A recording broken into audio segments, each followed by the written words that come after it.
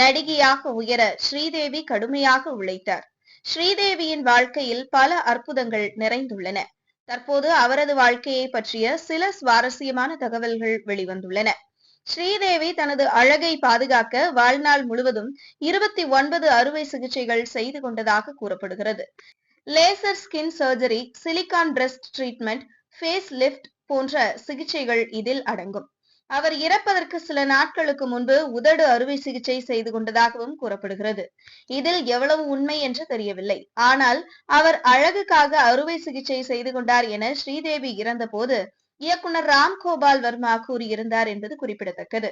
1950 சிவகாசி அருகே உள்ள ஒரு கிராமத்தில் பிறந்த ஸ்ரீதேவி குழந்தை நட்சத்திரமாக திரைப்படத்துறையில் நுழைந்து பாலிவுட், டோலிவுட், கோலிவுட் என அனைத்து முன்னணி திரைகளிலும் சிறந்து விளங்கினார். அழகாலும் நடிப்பாலும் ரசிகர்களை மயக்கினார் ஸ்ரீதேவி.